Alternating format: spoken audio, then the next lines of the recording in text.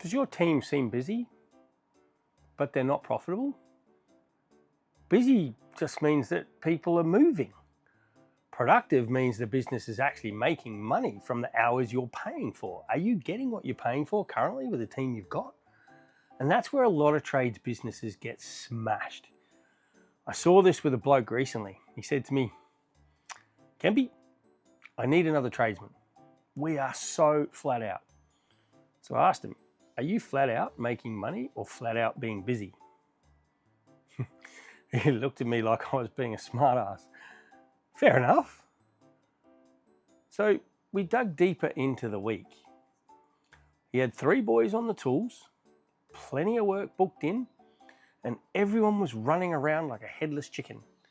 But when we actually checked the jobs, the truth came out. One bloke had lost half a day driving back to the supplier because the materials were not ready or weren't ordered. Another job started late because the scope was really unclear. One of the boys waited around for instructions because the owner was stuck on the phone talking to a client. Then another job blew out because no one had told the team how many hours were allocated for the job. So from the outside, it looked like the team was busy, but inside the numbers, the business was bleeding hours. And that's the problem. A lot of tradies don't have a team problem. They have a management problem. That means you as a manager, by the way. Not because they're bad people, not because the boys are useless, but because nobody has set clear targets properly. Now, here's the simple truth. If you, say, pay a bloke for 40 hours a week, you need to know how many of those hours are actually recovered. Not how hard he worked, not how tired he looked, not whether he was flat out. How many hours did the business actually charge to a customer? Because if you pay for 40 hours and only recover 28, those missing 12 hours are not free. You paid for them. You. Now do that across the 3 blokes. That's 36 hours a week that's gone. That's nearly 1 full-time wage disappearing every single week. And most owners do not see it. They just feel it. They feel it when the wages come out. They feel it when the BAS is due. They feel it when suppliers want money. They feel it when their bank account looks light, even though everyone's been working hard, smashing out work. That's why the boys were busy. It's just not good enough. Busy does not pay the bills. Recovered hours pay the bills. I had another tradie tell me the boys took too long on that bathroom. Classic, right? So I asked him, I said, how long were they allowed? He went quiet. There was no number, no labour budget, no daily target, no clear finish point, just go and get the bathroom done. That's not management. That's running your business on hope. And hope has a flippin' terrible business strategy, I can tell you. If you send your team to do a job without a labour target, don't be shocked when they go over. They weren't told. If you send them without clear job notes, do not be shocked when they ring you all day. If materials are not ready, do not blame the boys for standing around. If your scope is unclear, do not act surprised when the job turns into an absolute mess. It's not always a staff issue. It could be a business control issue. The owner's job is not to just win the work. The owner's job is to make sure the work can be done profitably. That's right, profitably. Think about that for a sec. That means every job needs a few basics before it starts. What are we doing? How many hours are we allowed? Are the materials ready? What needs to be finished today?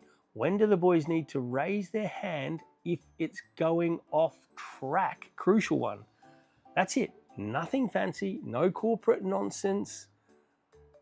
Just simple, basic job control. Because get it done is not a target. Do your best, it's not a target. Try to finish it this week, that's not a clear, specific target. A proper target would sound something like this.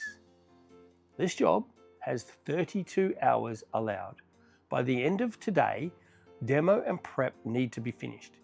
If anything's going to push us over, I need to know today, not by Friday afternoon. Now that one sentence can save you an absolute fortune, because now the team knows the game they're playing and the finish line. Most good staff want to do good work, but good staff still need clear direction. They need to know what is expected of them. They need to know the hours that are allowed. They need to have guidance, and they need to know what finished looks like. And they need feedback when the job is done. That is how you will build a very productive team, not by yelling at them after the job's already lost and gone over. So before you hire another person, check the team you already have. Last week, how many labor hours did you pay for? And how many labor hours did you actually bill? That gap is where your leak will start. Paid hours versus billable hours. Allowed hours versus actual hours. That's where the money is, because a lot of tradies think they need more staff, so they go and hire. But what they really need is better control of the staff they already have. Set them clear targets. If your current team is leaking hours everywhere, adding another person is just going to give you a bigger leak. More wages, more tools, more phone calls, more questions, more mistakes, more pressure. And suddenly, the business is bigger and you're broker and more stressed. That's not growth. That's chaos with a bigger payroll. So here is the no BS version. If your team is flat out, but your bank account is empty, do not automatically assume you need more work. You might just need better planning. You might need better job notes. You might need clearer labor targets. You might need to manage the team better. Because here's the thing, busy doesn't pay the bills, productive does. This week, check one thing. How many hours did you pay for? And how many hours did you recover? Track it. Get the boys to clock on and clock off. If you do not know that number, you're not managing your labor. You're guessing. And guessing with wages is a fast way to kill your profit. Now, if this has hit home, I want you to subscribe to the channel, because we're going to be breaking down the real numbers tradies need to know to build better businesses. You need to know your gross profit. You need to know your net profit. You need to know your charge out rates. You need to know what the owner's wage is, what cash flow is, labor recovery, all that unsexy stuff that actually makes the business work. Comment below if you want me to do a full breakdown on how to calculate your labor recovery hours properly. Just remember, like and subscribe for more free ways to make your trades business more profitable. And remember, reach out to Tradies Mentoring Tradies if you have any issues whatsoever and you just need some help, because we're here. That's what we do, day in, day out. See you soon.